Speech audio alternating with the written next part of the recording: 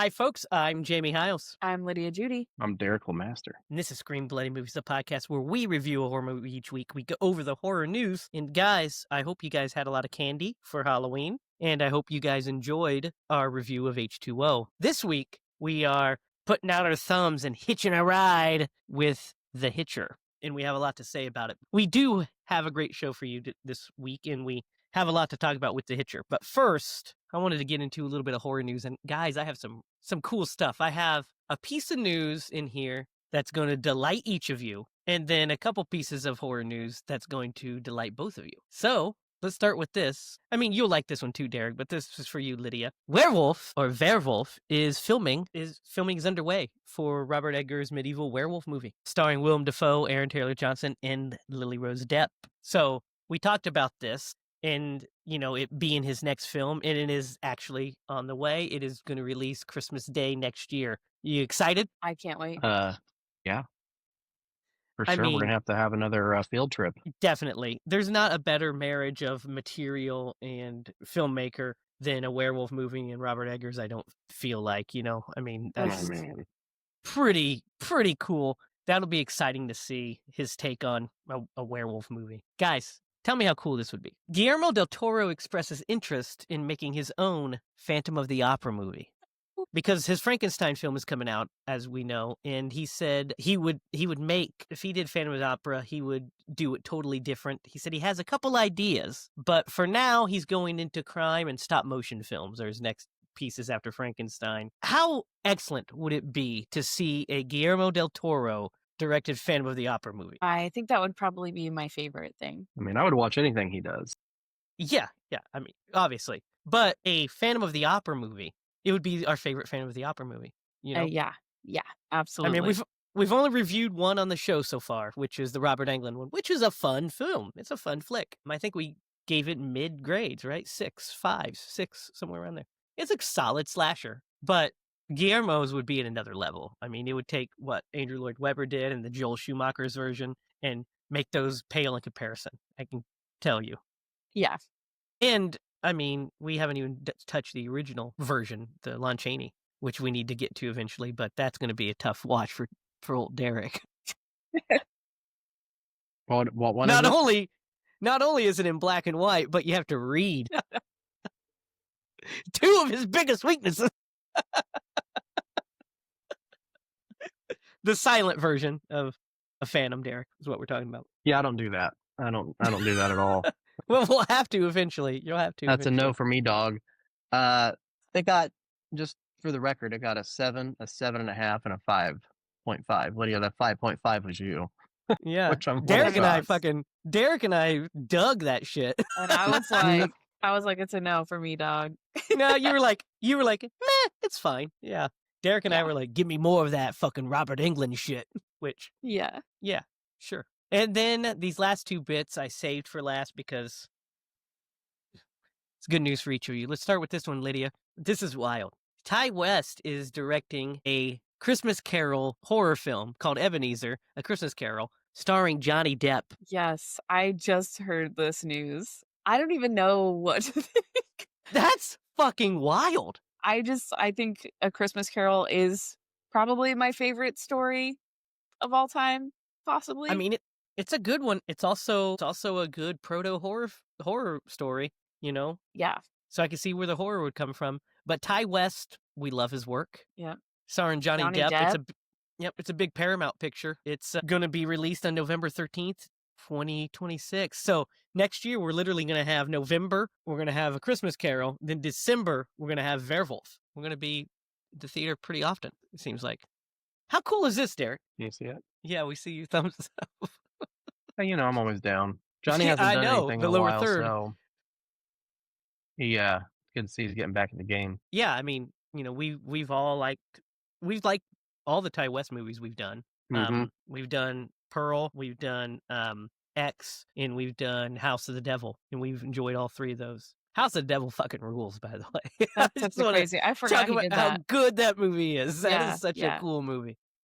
And then, last but not least, Derek, this is for you and me. Joe Lynch is directing the horror comedy called Buzzkill, starring Nice. Billy Magnuson and Lulu Wilson. It is described as a mix between A Quiet Place and Another Round, with Magnuson starring as a recently widowed and recovering alcoholic Sheriff Red, who launches an investigation as locals begin turning up murdered and dismembered one by one, discovering that the monster feeds on the blood alcohol content of its victims. With the annual brewery festival fast approaching, the whole town is about to get wasted. Red must face his demons and pick up the bottle one last time to take the monster down and save his town for good. That sounds fucking fun. That is going to be fun for sure. Yeah, it's pretty cool. I like that I mean, idea. and we'll A always vampire see that anything. drinks inebriated people to kill a buzz. I like it. What I got from that description. Yeah. I come We to love drink Joe this Lynch. on my own. Obviously, we love Joe Lynch, so we're always down for anytime he's making a new movie. So it's set to go into production early next year in Texas. So it hasn't started shooting or anything yet, but yep, there's your Wrong Turn 2 autographed by Joe. Yes. Yep, right there. I have I have tons of Joe autographs around, but I have right here the classic, which we'll have to do eventually. Chillerama, signed by Joe Lynch right there. Chillerama is wild, isn't it, Derek? I've never seen Chillerama. Oh, you've never seen Chillerama? It's directed by both Adam and Joe and other filmmakers. It's an anthology. It's wild, fucking Lydia. We'll have to watch it. And that wraps up the horror news. So, guys, picture it. Only Derek was alive. This movie came out in 1986, February of 86. So I was not born yet. I was actually in my mom's belly, waiting to be born 3 months later. So, but picture it. It's 1986. You have a rising star, like a very popular teen actor at this point, C. Thomas Howell, starring in this horror thriller. And so you're sitting in the theaters. You're used to seeing C. Thomas Howell in these comedies and these kind of things. And then you watch the trailer for this, which is probably bad because most trailers in the 70s and 80s were dog shit. You see the trailer for this, and then in your 80s mind, it was good. You're like, what the hell? Lydia, have you ever seen this before or even heard of it? I have never seen it, but I have definitely heard of it. Okay. So it has a reputation that you've heard about. Yes. Okay. And Derek, do you remember when you first watched this movie? Not the first time that I watched this movie, but I've seen this movie a couple of times throughout these centuries. Yeah, the 2 centuries. Yeah, same. I obviously didn't see this when it came out, but I did see it in like the late early 90s. I was a kid, and I didn't like watch it like, like sat down and dove into the film, but like my parents were watching it and I watched scenes of it, that sort of thing. I knew the basic plot and what have you. Then in the later 90s, mid-late 90s, I rented this and watched it. I think actually first time I saw it was on HBO. I was going to say definitely TBS. Oh, yeah, it aired on TBS for TBS sure. would have aired. Yeah, dude, TBS, this was like a TBS style movie, yep. TBS. This actually also, I think, aired like a version of it, like a cut version, obviously, but aired on like Channel 4 for us Probably at some Midwest point, folks. Yeah. Like late at They night. used to have those, late at night and like on like a weekend. So I think this aired there. So it got a ton of cable and, syndication back in the day. Even got a reboot one. It did. It got a remake in the 2000s when we were going through the reboot. So do you remember there was like a big remake phase?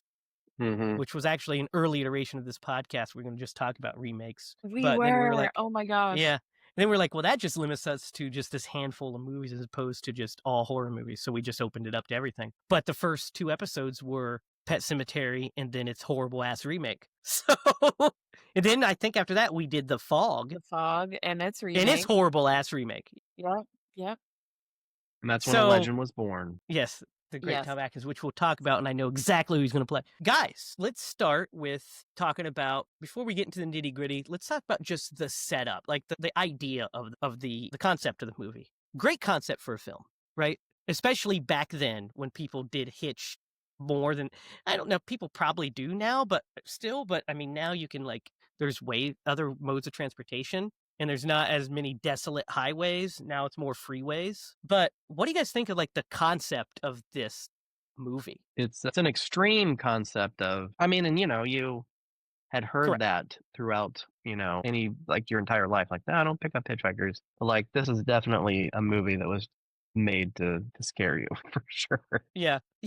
The conceit is What do you think of the conceit, Lydia? Yeah, like just thinking about it, like that's kind of like a modern fairy tale, like warning. It's like the warning of don't pick up a hitchhiker. Even though Mm-hmm. everyone's doing it, it could be very dangerous for you. Yeah, and I mean there have been examples of what's funny is that the danger is less from picking up a hitchhiker. It's more from you hitchhiking and being picked up historically. Like the serial murders aren't people picking up a serial murderer that's wandering the street and then he murders them. Realistically, it's them picking up hitchhikers and murdering them because they're Yeah. already wandering. But I love the idea of it because it is such like it's a high concept, but it is, and it gets fantastical, of course, but it's such a high concept, but it's also a pretty relatable one, especially during that time where you'd be driving down, you'd see, I mean, even in your local town, you'll be driving down the road and you'll just see people walking on the side of the road, right? And you're like, I wonder if that person has a car. I wonder if that person needs a ride. These are kind of just thoughts that I have sometimes. I do too, yeah. So, and then Derek has a great story about picking up a hitchhiker, which he'll tell at the end of the podcast. So stay tuned. Walk off. It's a return. It's the return of Derek's stories, and he's going to tell it. But it's appropriate for this. But let's talk about before we get into let's talk about the casting first. We'll start with the lead. We'll talk about C. Thomas Howell. What do you guys think of him in this? I think he's pretty good. Yeah, He's fantastic.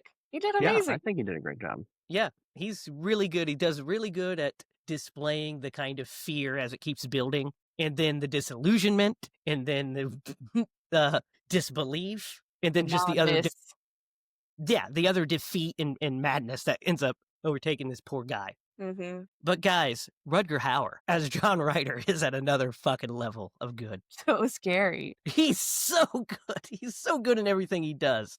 But in this role, you know why? It's because he's also just the coolest fucking guy. Yeah, he's a very charismatic guy. Like, even as a scary guy, you're like, ooh, like, you're too charismatic. That's why you're scary. Yeah, you're just drawn to him because he's like, you can't take your eyes off this guy, right?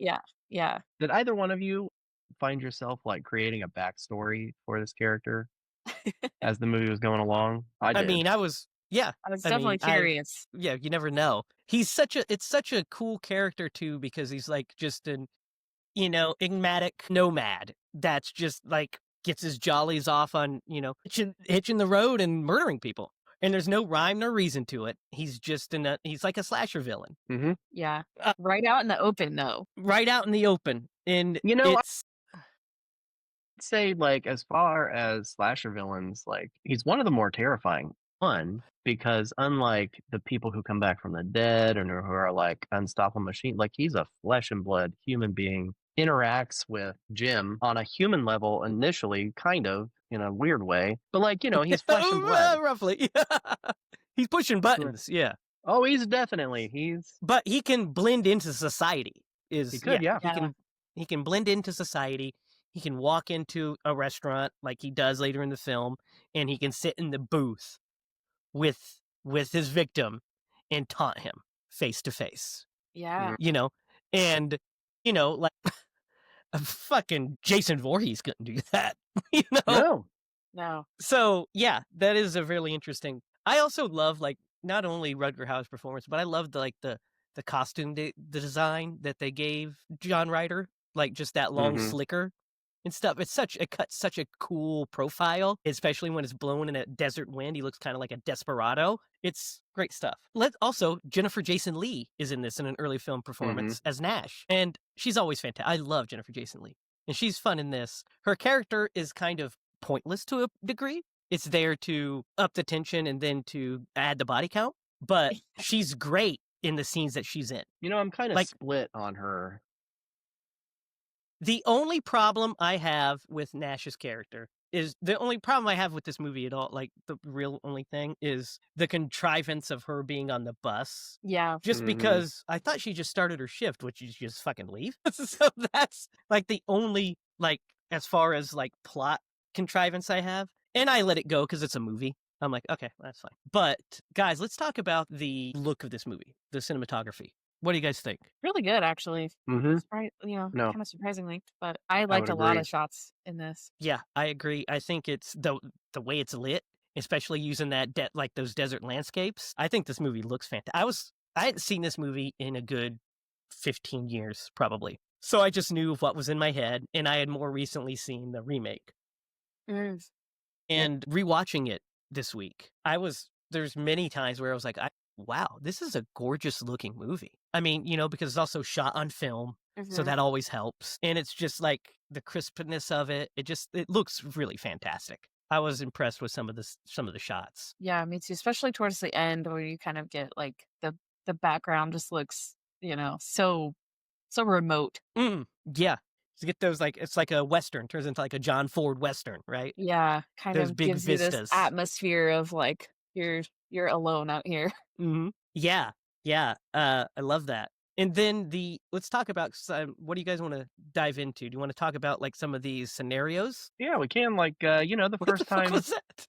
I pushed my keyboard away from me. Oh, I for sure thought you farted, but And okay.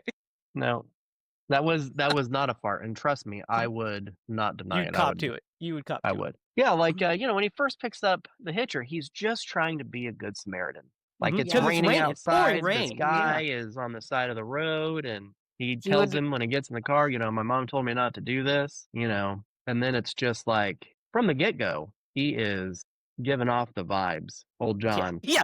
I would have probably just been like, you know what, John, just get out of the car. Like, So, real quick, that scene in fucking Heavyweights where they're doing like the weigh-in, and he said, "Hop on the scale, get off the scale."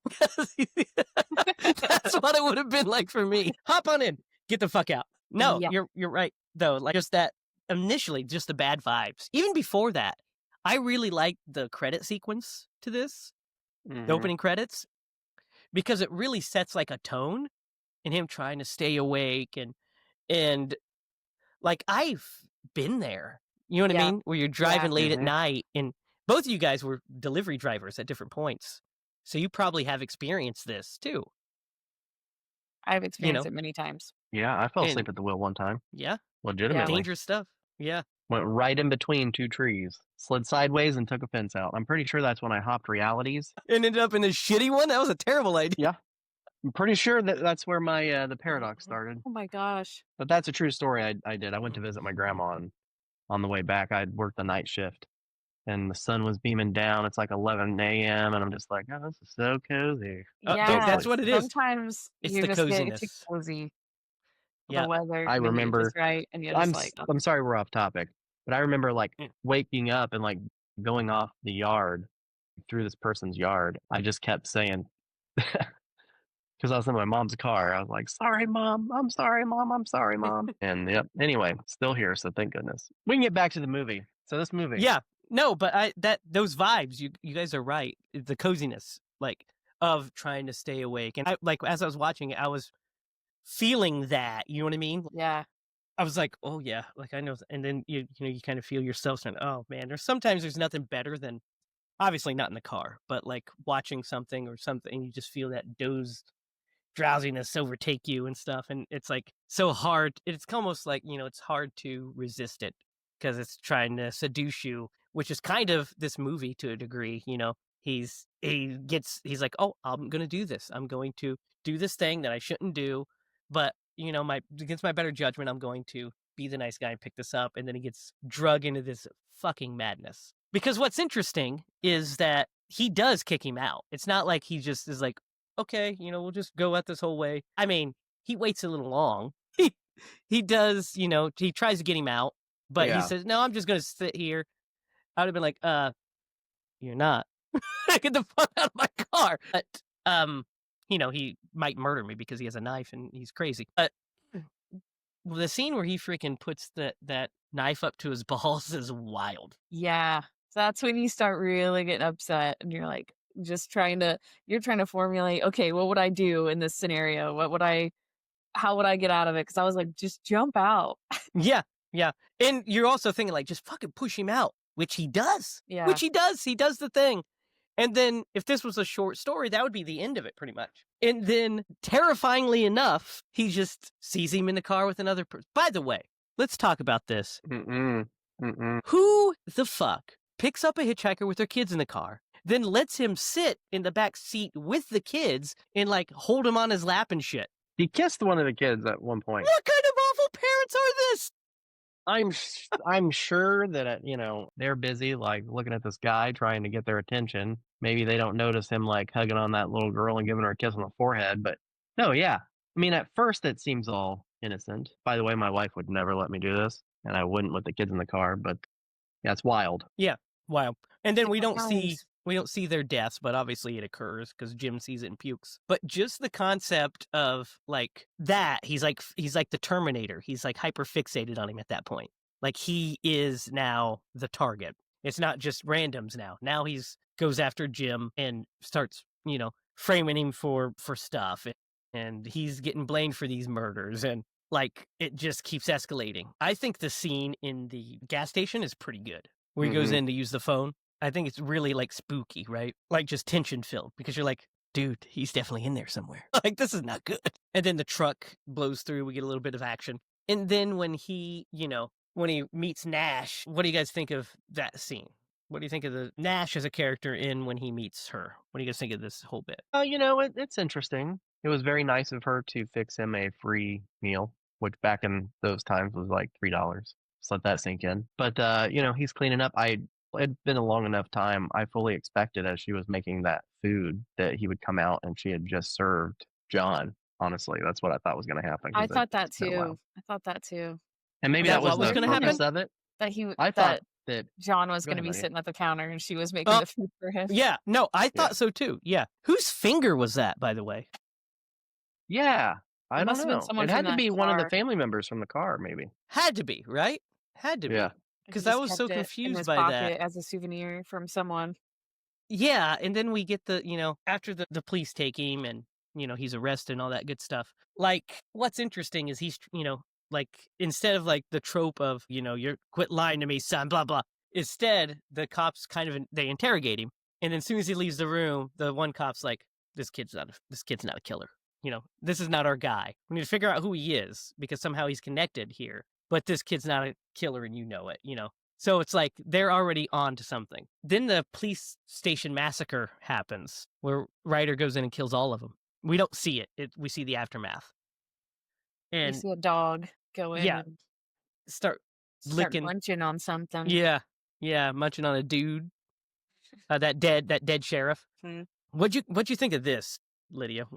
Because this is your first time seeing it. Well, this is when the frustration really sets in because you're really feeling trapped. You're feeling like there's less of a chance of getting out of this now. Those guys were kind of jerks though. So he, I don't know, just that hopelessness of feeling so stuck. Yeah, and especially since now he has to go on the run, and he's for sure going to be targeted as the killer of these police officers, right? I mean, Mm-hmm. because he didn't stay in his cell. If he would have maybe stayed in his cell, and then those two officers that arrived would have seen him still locked away.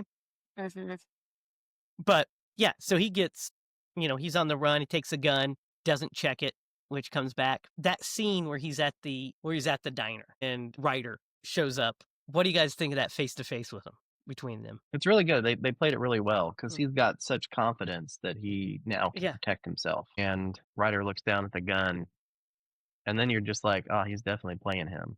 That's got to have bullets in there. And then when he shoots and like it just fades away, realizes, which is a real powerful scene. Whenever he gives him the bullets back, he's like, I'll play. We're playing this game. Here you go. Yeah.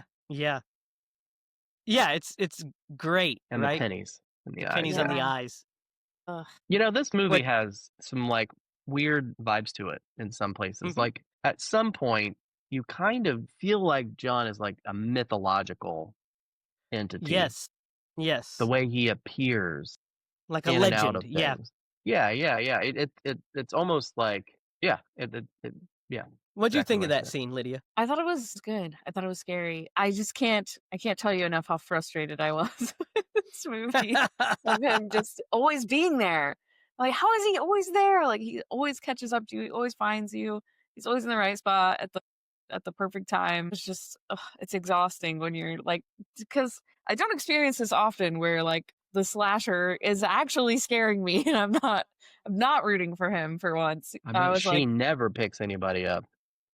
Yeah. Moving forward, guy in a No, road definitely. in a wheelchair. You're like, he's good. He'll make it. Exactly. Yeah, I thought There was something really eerie about the scene where he gives him bullets, he puts the pennies on his eyes. It's just too much. Yeah, I really love the scene too. I like how he points his finger under the table, taunting him. Mhm. Cool stuff. And then the bus scene where after the cops come and arrest him. They're going to arrest him. Those state troopers. The state troopers 100% going to just Kill him. kill him. Going to murder him.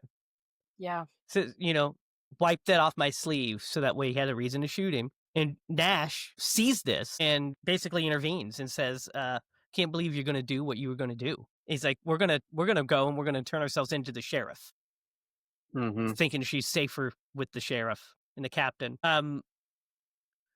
I do want to talk about for a minute that we didn't talk about him being picked up by the two deputies and, Ryder murdering them. Mm-hmm. Like That's a do. great, yeah, that's a great scene, right? Mm-hmm. When he calls in to the captain and then, Mm. they're like, okay, we're good. And then Ryder just drives by, bang, shoots them both and then drives off. Good stuff. But yeah, this whole chase scene with he and Nash, the police, and then eventually Ryder. What do you guys think of it? Really cool chase scene. Really cool. Very 80s. Very cool. Practical shit. Yep. Yeah. Helicopter comes in. I was like, oh, this is great. Yeah, and then Ryder shoots down the helicopter and it fucking explodes, and you're like, this is great. Yep. Love it. Love it. Now, let's talk about it. You don't want to talk about it, but we're going to talk about it. Let's talk about Nash's death. And so first of all, Lydia, were you shocked by this? So I really was shocked by this. As soon as I saw what was happening, I already knew what was going to happen because of the infamy of this movie is for this reason specifically. Yeah. And this is why I avoided this movie for so long, because I was like, I always heard that this was very scary and like gruesome. So yeah, I specifically remember my best friend wanting to watch this movie, and I was like, no, I don't think I want to watch that. Watch something else. So a terrific scene, right? Like a great twistaroo. Like, the love interest, we think he's going to save her, that whole thing.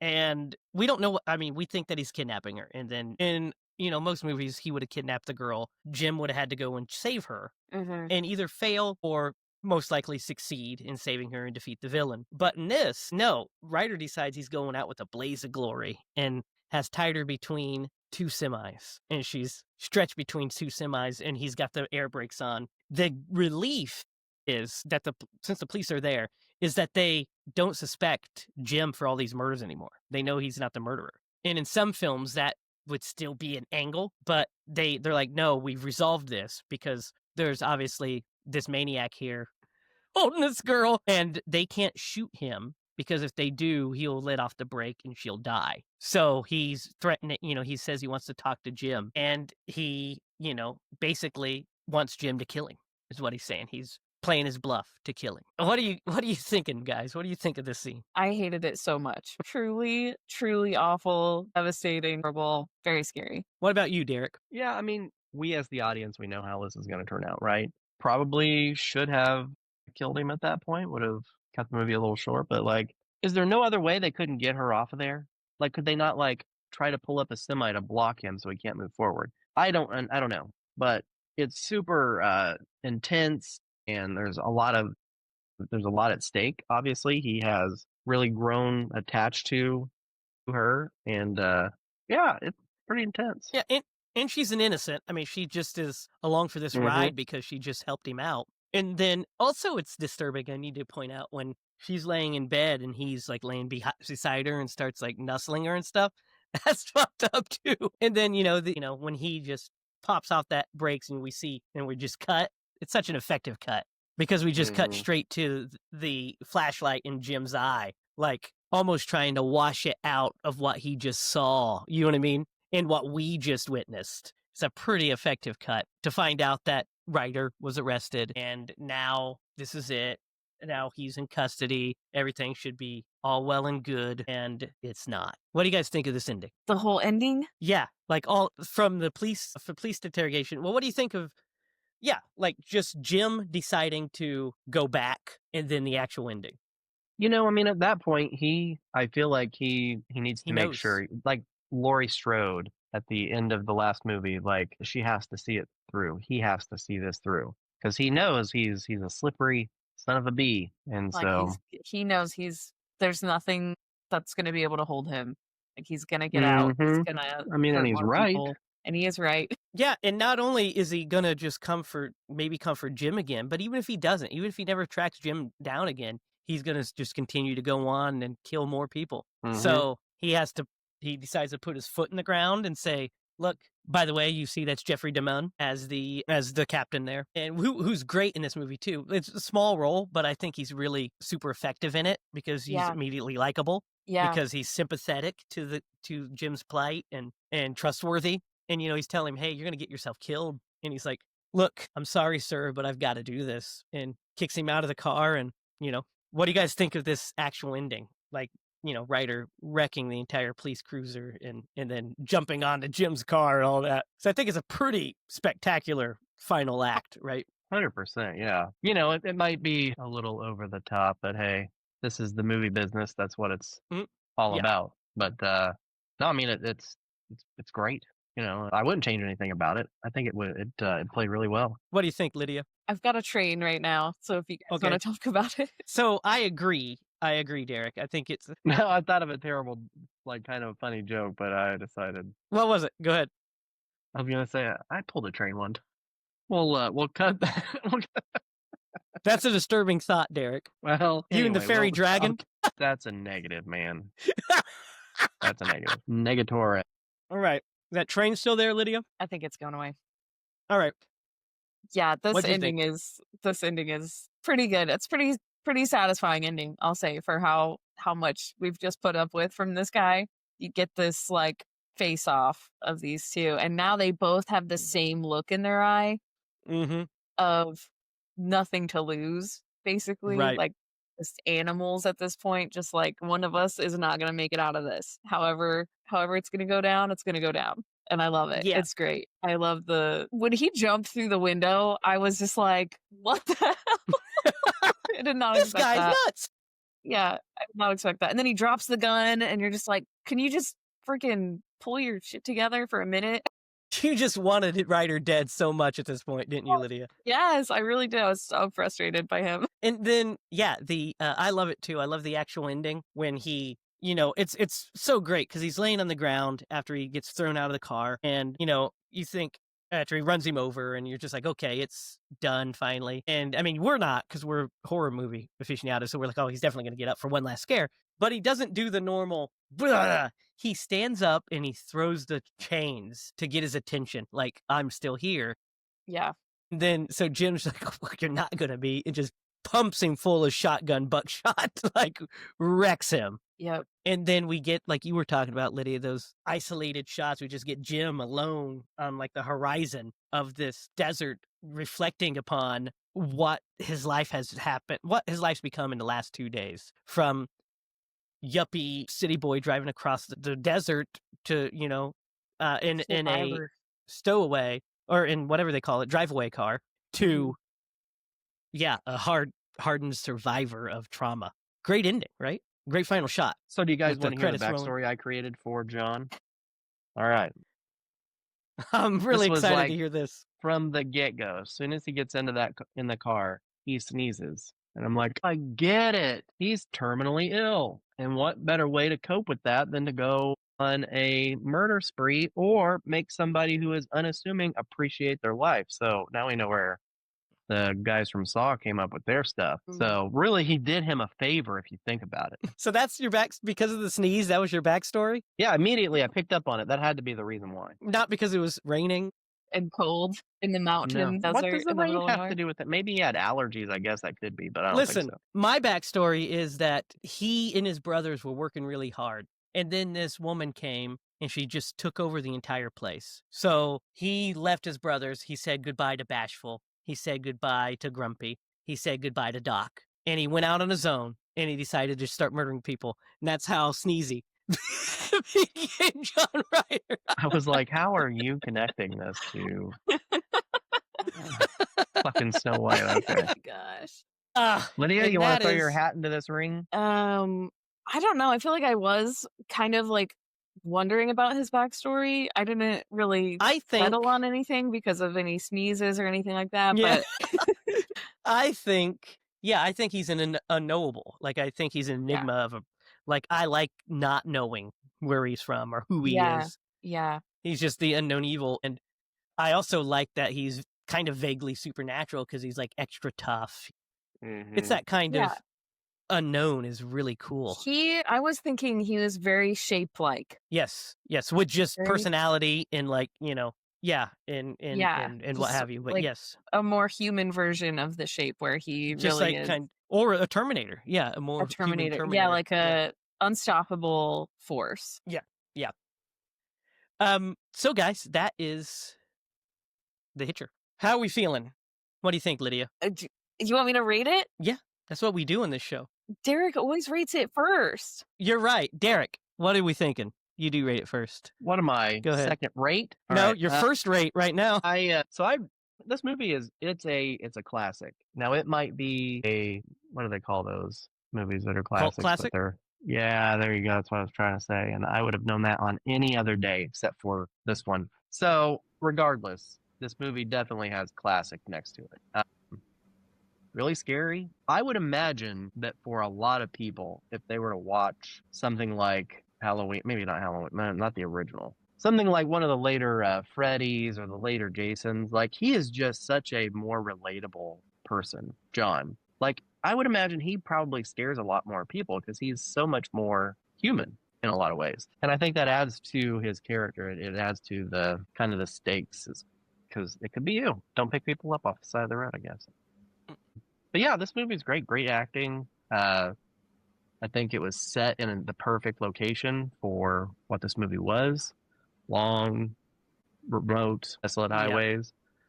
Would be hard to do it now because, police officers wear body cams and all that kind of crazy stuff. But this is a perfect movie for the times. I'm going to give this movie a 8. This is an 8 in my book. What do you think, Lydia? Yeah, I feel like I don't really know. Like I walked away from this movie thinking like, I don't know how to even feel about this movie because it wasn't fun.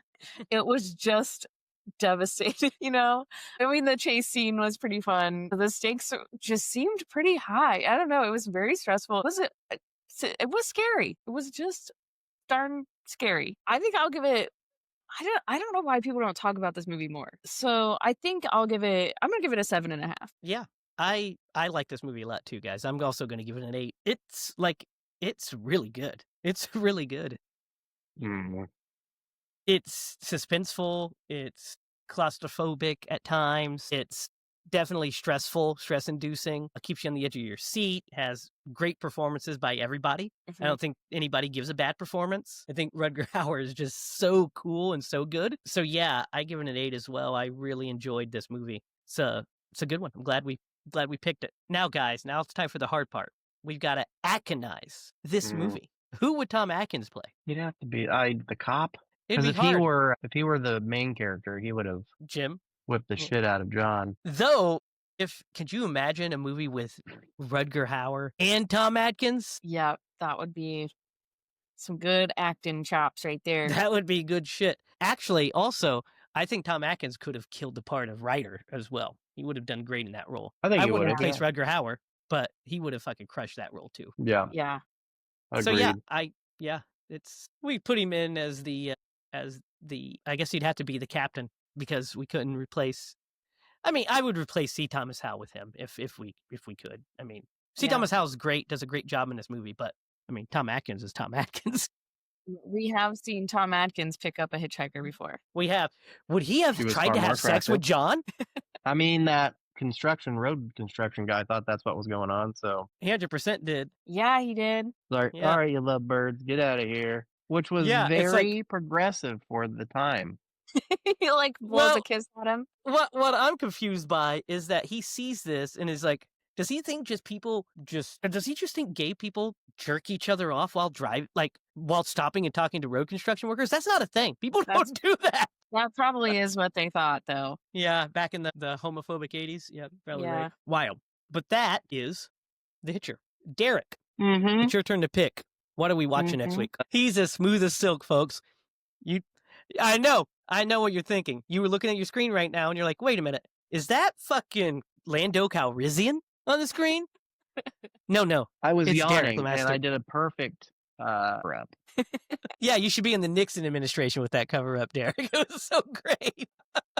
Thank you. I appreciate that you see my Your brilliance. kind words.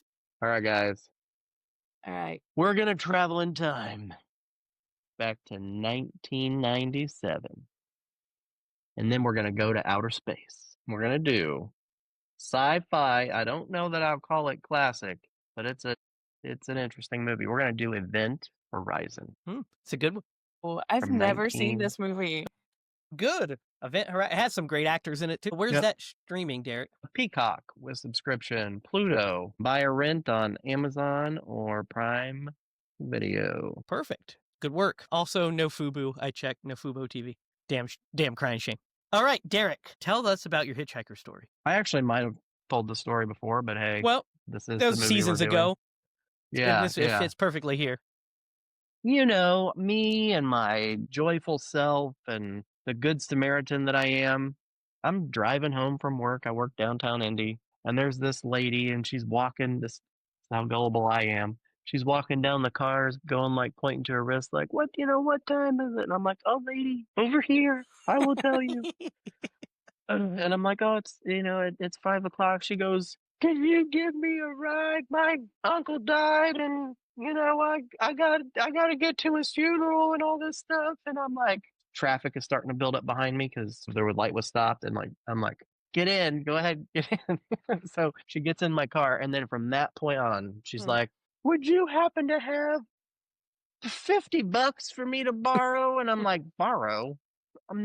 First off, I'm never gonna see you again. I was like, no, I got $5 to my name. And she was like, $5. She started going off on me, and I'm like, where did you say where's this funeral service? And she like is giving me directions the whole time, like asking me for money. And we get to the place she instructed me to go, and she was like, and this is after I'm like, I'm not gonna give you any money. And she goes, well, will you take me over here? I'm like, ma'am, get out of my car. So she does get out of my car, and I leave her where she instructed me to take her the first time. So later on, there's 2 later ons here. The first later on, I'm like in bed, and Quincy's like, Derek, is this that person?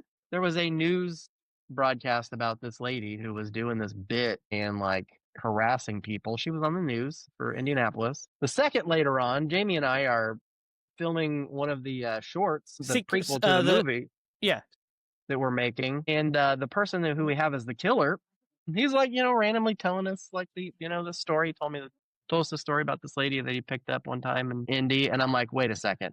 And I like scroll through my phone where Quincy had taken a screenshot of this news broadcast. And I was like, is this the lady? And he goes, yes, that's her. I was like, oh my God. So what's crazy is with him, with the actor, she just opened the door and got in his car. Yeah. Like Derek invited her in, at least. He was just stopped, and she was talking to him, and then she just pulled, his car wasn't locked. She just pulled it and got in his car. He's like, get out of my car. Get out of my car. And made her get out. And Derek, when she was telling us a story, Derek was like, oh, I had a similar, and they realized that their stories lined up pretty well. And yeah, that's the story about how one of our actors and Derek were both accosted by the same hitchhiking woman. Her name? Yeah. HiLa Ryder. True story. That's not what her name was. It wasn't. I don't know what her name I made was, that up. but it wasn't that. That would be crazy, though. That would have It been would be. crazy. So yeah, let that be a lesson to y'all. And that is our show for this week. Guys, thank you for tuning in. Tell us your thoughts on the Hitcher. What do you think? Is it as scary as we think it is? Lydia, you found it pretty frightening, right? Pretty scary one. So, is it as scary as we think it is? Is it as good as we think it is? Let us know down below. Tell us what movies you want us to do in the future. You do know that in a couple weeks, we'll have our annual Thanksgiving episode, and God knows what that's going to be. So stay tuned. Give us some suggestions on what you want to see us do in the future. Stay tuned. At the end screen, you'll see the opening scene for the movie that we are currently raising money for, Secret Admirer. So you can follow us online at HiLa Productions. Follow us on Facebook at HiLa Productions as well. So until next week, for Derek Lemaster and Lydia Judy, I'm Jamie Hiles. Remember, if you're going to scream bloody movies.